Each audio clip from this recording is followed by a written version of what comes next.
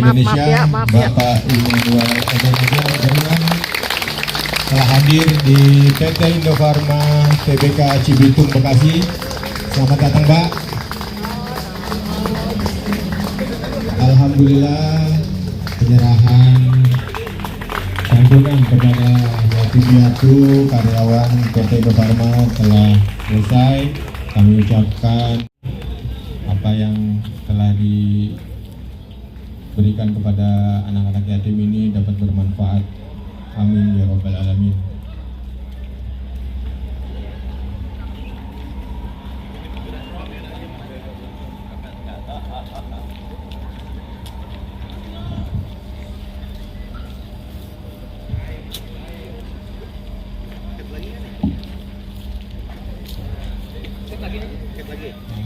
Direktur Operasional, Ketua Umum Serikat Pekerja,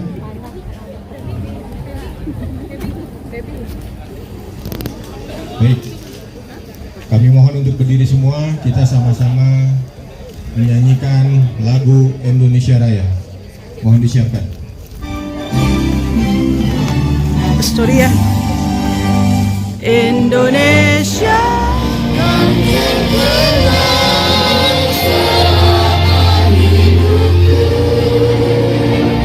Biarpun saya pergi jauh, tidak akan hilang dari kamu. Tanahku yang ku cintai,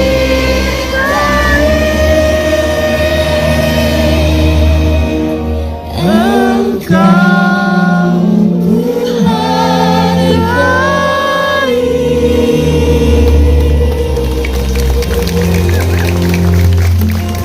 Indofarma kepada Ibu Megawati, waktu dan tempat kami persilakan. Ayo kita beri semangat kepada ketua umum kita, SP Indofarma. Berani. SP Indofarma.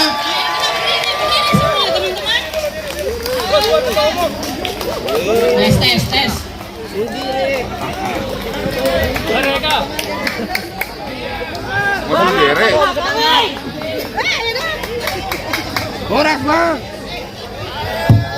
Oke, diri semua. Kita kasih semangat buat SP Indofarma. Khususnya Ketua Umum SP Indofarma, Ibu Megawati. Terus semua. Berani. SP nomor berani. Ya, kita masih semangat di sini. Semangat. Ayo kita teriakan SP berani. Berani. Ulang kan, nggak kompak kan? Ikuti komando. SP berani. Berani. Berani. Ya, terima kasih Bapak Ibu. Boleh kembali duduk.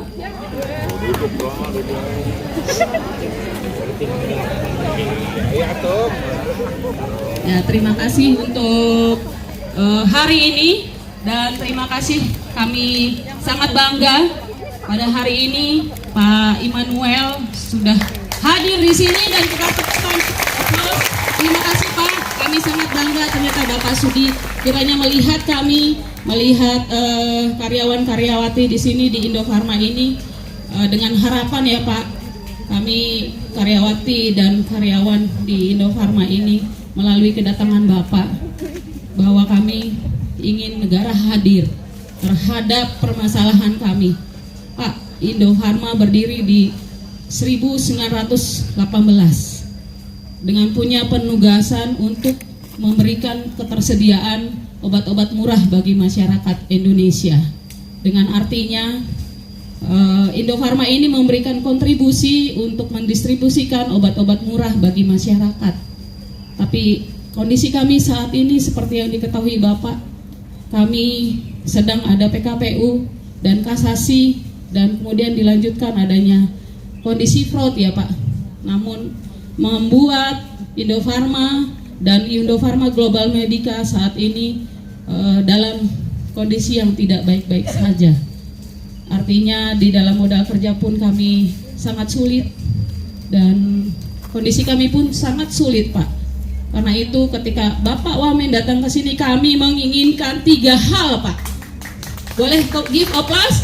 yang Wow. memberikan punya suara seperti ini ya. Kami menginginkan bahwa negara harus hadir terhadap permasalahan Indofarma. Betul. Betul. Bahwa negara harus hadir untuk menyelamatkan Indofarma. Betul. Bahwa negara harus hadir untuk menyelamatkan karyawan Indofarma. Betul. Karena itu kami menginginkan tidak ada PHK, Pak. Tidak ada resizing, tidak Betul. ada atau apapun. Setuju. Karena apa, Pak? Kami adalah karyawan yang baik, yang punya target, punya legitimasi dan loyalitas, Pak. Karena itu kami ingin berseru kepada Bapak, tolong selamatkan kami. Tolong bayarkan hak-hak karyawan, Pak. Karena selama ini untuk Indofarma gajinya tidak penuh dibayarkan, dan Indofarma Global Medica sampai hari ini sudah 4 bulan tidak menerima gaji. Karena ini sangat sulit bagi kami untuk menghidupi anak-anak dan pendidikan kami. Kami menyadari para direksi kami juga sudah sangat berupaya penuh untuk membuat Indofarma ini berjalan dengan baik. Karena itu kedatangan Pak Wamen, kami punya harapan yang sangat tinggi bahwa bisa diselamatkan seperti Sritek juga diselamatkan. Setuju teman-teman? Setuju. Karena itu Indofarma harus diselamatkan, Pak. Karena punya nilai yang sangat tinggi. Mereka punya ketahanan pangan, punya ketahanan kesehatan terhadap Indonesia ini. Karena punya tujuan yang mulia bahwa Indofarma adalah perusahaan farmasi yang bisa membuat obat-obatan yang murah bagi masyarakat Indonesia. Itu. Dan juga kondisi sekarang ini ada beberapa karyawan kami ketika melihat kondisi teman-teman, sudah ada yang banyak yang meninggal, Pak. Banyak yang hampir putus sekolah. Banyak yang kondisinya sangat lemah. Dan inilah banyak yang stroke juga ya, teman-teman. Mungkin nanti beberapa ada momen aspirasi untuk disampaikan kepada Bapak supaya langsung terdengar. Dan kami percaya direksi kami juga sudah berupaya penuh terhadap upaya-upaya untuk menjalankan roda kepemimpinan untuk bagaimana Indofarma tetap bangkit. Tapi kami percaya saat ini kedatangan Bapak Immanuel bisa membuat negara hadir terhadap permasalahan-permasalahan supaya Indofarma ini diselamatkan, karyawan juga diselamatkan. Betul. Saja dari saya. Setuju. Terima kasih untuk semua dan kesempatan yang kami diberikan kepada saya. Terima kasih. Selamat siang. Namo Buddhaya, salam kebajikan. Yang saya hormati Bu Dirut dan sahabat saya Pak Teddy, juga Pak Razus ya, dan juga Presiden Serikat Pekerja Indofarma Ibu Megawati beserta jajarannya. Saya langsung aja, ini membuat kita semakin miris ya. BUMN, Badan Usaha Milik Negara, hari ini teriak-teriak seperti ini. Betul. Artinya ada sesuatu. Tadi saya diskusi dengan sahabat saya ini, ya kondisinya sangat memprihatinkan. Berarti apakah ini memang disengaja atau tidak? Tapi yang pasti ada pusat tata kelola yang salah, perilaku korup yang pasti, dan ini menjadi musuh bersama kita. Tapi kan kita bukan bicara soal korup aja, kita sudah tahu lah korup ini menjadi musuh nyata kita ya, musuh rakyat, musuh anak kita, musuh semua. Tapi kita mau bicara tentang solusi apa yang harus kita lakukan setelah ini. Anggap aja sebuah penderitaan yang maksimum yang dihadapi oleh kawan-kawan dari Indofarma. Ini bahaya sekali kalau seandainya ini tetap berlanjut kemudian negara tutup mata, ini kelewatan sekali. Betul. Nah, memang dampak dari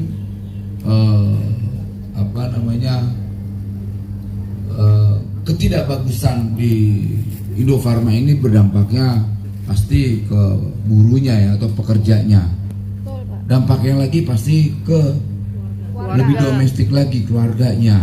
Di situ ada anak yang punya ketergantungan hidup di Indofarma ini, belum lain-lain lagi gitu loh. Nah, kalau saja negara tetap tutup mata, ya saya hanya bisa katakan wassalam lah, tak usah ada negara, ya kan? Nah, tugas kita di sini adalah benar-benar harus bisa memberi sebuah solusi. Jangan sampai Indofarma tadi diceritain ibu apa tadi? Ibu Tuti. Bu Tuti, Kimia Farma bisa hidup, asal kita tidak. Itu padahal kami lebih bagus secara tata kelola dan sangat bagus, dan saya yakin bagus sekali gitu. Kemudian tutup mata juga kelewatan menurut saya, Pak, Bu. Nggak bisa ini kita biarkan. Tapi sekali lagi, perjuangan ini tidak bisa sendiri. Secara moral dan politik, posisi saya sebagai wakil menteri di perjuangan ibu-ibu semua dan bapak-bapak. Allahu Akbar. Saya akan mendukung secara moral dan politik. Mau itu bentuknya apa, saya harus tetap hadir dalam perjuangan ini.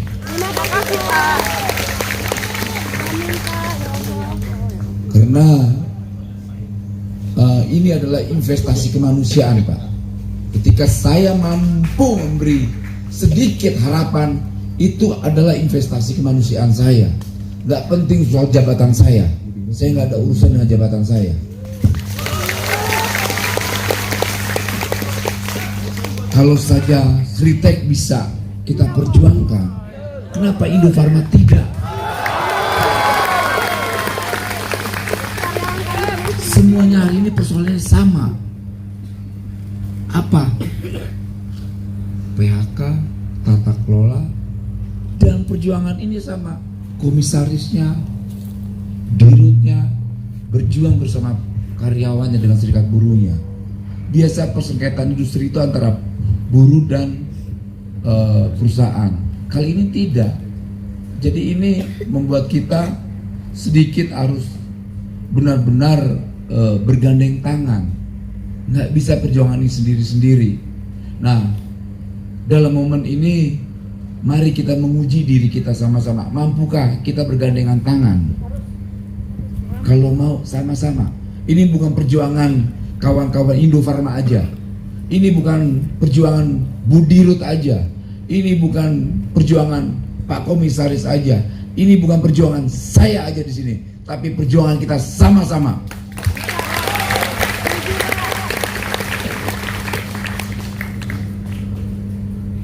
Kementerian Tenaga Kerja hari ini seperti lembaga cuci piring, Bu. Ada persoalan kita, ada persoalan kita. Ya kita tahu ini sumbernya dari mana persoalan ini. Persoalannya apa? Negara bercanda dalam menghadapi persoalan. Negara tidak punya niat sedikit pun bagaimana memberi solusi atau memutus mata rantai persoalan ini. Banyak koruptor, Yang ada hanyalah apa? Menahan. Siapapun pemimpinnya apa? Ya persoalan itu lagi. Gitu. Ya karena saya hari ini posisinya di negara, di pemerintah, sikap saya sebagai aktivis 98 harus berpihak terhadap perjuangan ibu-ibu dan bapak-bapak semua di sini. Semangat. Itu untuk saya adalah harga mati dalam nilai-nilai perjuangan saya. Saya tidak akan mau membiarkan kawan-kawan buruh atau para pekerja di Indofarma ini harus setiap hari duduk pulang dengan muka yang tidak punya semangat. Saya ngebayangin itu tidak enak, Pak. Makanya ibu-ibu jangan pernah letih perjuangan ini. Gitu. Saya sedikit mau keras, tapi saya sudah sedikit dilarang-larang. Tapi yang gimana ya, susah. Nanti saya akan sampaikan problem ini, bukan sampaikan, saya nggak mau menyampaikan, tapi saya harus memaksa. Sepertinya saya memaksa. Saya harus memaksa di Kementerian Kesehatan, Kementerian BUMN, Pak. Kementerian BUMN, kemudian apa lagi nih? BPJS, Pak, BPJS. Nanti saya juga akan sampaikan ke Pak Prabowo sebagai presiden kita. Nanti minta aja bikin suratnya, saya akan kasih. Sudah Nih, dikasih Pak. spanduk-spanduk ini juga akan kita langsung kasih ke Pak Presiden ya. Sudah ketemu Saya Gibran. sampaikan. Sudah. Karena komitmen beliau dalam berkali-kali pidato Pak Presiden, dia tidak mau rakyatnya ini Miskin. harus miskin. Betul Pak. Betul Pak. Ya semoga nih karena ada saya di sini sebagai wakil menteri dan Pak Menterinya juga, Pak Menteri kita tuh Menteri Tenaga Kerjaan itu sikap dan tindakannya sama seperti saya, keberpihakannya juga sama kawan-kawan. Nanti saya akan sampaikan juga ke Pak Menteri agar ini bisa kita perjuangkan. Sekali lagi ibu-ibu, saya hadir kemari bukan sebagai sinterklas. Saya bukan sinterklas, saya bukan malaikat, bukan Robin Hood juga. Jadi kita harus berjuang bersama. Siapa? Apapun itu resikonya, saya akan pertaruhkan jabatan saya kalau cuma untuk perjuangan hal begini. Karena kalau tidak begini, siapa lagi, Bu? Kita butuh apa? Pekerja-pekerja yang punya patriotisme. Kita juga butuh pejabat yang juga sama, punya perilaku patriotisme juga. Betul. Perilakunya korupsi. Bantai Pak. Ya, kalau dulu saya demonstran, saya bilang gantung dulu. Ganyang Pak. Iya Pak. Tapi berhubung saya pejabat tidak boleh menyampaikan itu. Tapi tadi saya sudah sampaikan sebelumnya. Jadi tetap semangat. Soal tadi memang dampaknya ngeri. Saya juga sebelumnya sudah dengar kawan-kawan serikat pekerja datang ke ruangan saya. Ya beliau menyampaikan sampai maaf ada yang cerai, ada yang sampai menghadapi kematian, stroke dan sebagainya. Saya heran kalau pejabat-pejabat kita diam melihat hal ini. Rakyat itu cuma punya dua tangan. Tangannya dia gunakan untuk apa, Bu? Berdoa. Hati-hati. Doa orang susah itu pasti sampai ke Tuhan. Betul, amin. Memang ibu-ibu tidak punya senjata, tapi punya doa. Gitu loh. Doakan aja hal-hal yang baik. Saya yakin banget, insya Allah pasti dijawab oleh Ya Tuhan. Allah, berdoa Indofarma, ya Allah. Ini perjuangan ini memang tidak sebentar, diuji. Mana yang punya semangat perjuangan, mana yang berkhianat, mana yang memanfaatkan perjuangan kawan-kawan. Itu pasti akan ada dan terlihat nanti di barisan ibu-ibu semua. Karena saya tahu, saya juga sebelum jadi wakil menteri, ya saya juga di komisaris dulu di BUMN. Saya juga menjadi komisaris utama di BUMN juga. Saya dipecat, nih komisaris BUMN yang mantan pecatan.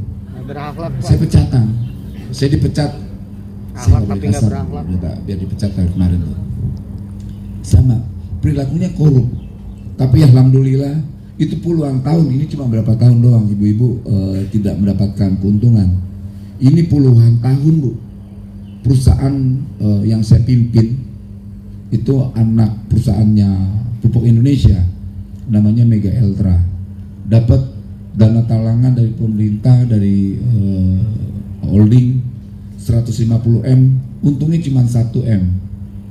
Akhirnya saya sampaikan ke direksi, kalau 150M mendingan kita bikin hotel prostitusi, saya gituin. Saya yakin untung besar, ya kan? Artinya saya mengeluarkan sampai se-ekstrim gitu. Bikin aja hotel-hotel prostitusi, kalau nggak kita bikin buat klub malam, diskotik gitu kan. Kemudian saya bikin lagi, saya tawarin bikinnya kalau enggak buat aja lapangan futsal. Kalau tidak bikin aja peternakan ikan lele. Masa 150M untungnya 1M. Buat bayar gaji udah nggak mungkin. Tapi alhamdulillah pas saya masuk ke situ naiknya luar biasa. Untung, ini nggak pernah untung. Ya tapi saya berhadapan dengan ya preman-preman yang berdasi. Preman-preman menganggap bahwa ya saya jagoan, saya punya hak mendapatkan pekerjaan di situ. Ya misalnya dia dekat dengan parlemen, dia dekat dengan pejabat kementerian, dia dekat dengan direksi. Untuk saya nggak laku. Saya sampaikan ke mereka, selama saya ada di sini, kau panggil tuh anggota dewan, suruh kemari. Kau panggil tuh Jenderal. saudara-saudaramu yang menteri, suruh kemari. Nggak laku untuk saya kayak gitu. Apalagi dengan hari ini saya hadir di sini. Semoga ini menjadi energi, tambahan semangat kawan-kawan semua untuk berjuang. Amin. Saya rasa kawan-kawan semua itu dari saya. Nanti kalaupun kiranya harus saya sampaikan, Bu Dir, Om Ted, sampaikan aja ke mana, ke kantor saya, tapi jangan saya sendiri. Saya nggak mau sendiri. Kita berjuang lagi, sampaikan. Ya. Sebetulnya sih saya mau ngasih ide terbuka begini nggak enak. Nanti ada yang record, rekam dan sebagainya. Kalau butuh kami bilang Pak, kami Gitu. datang.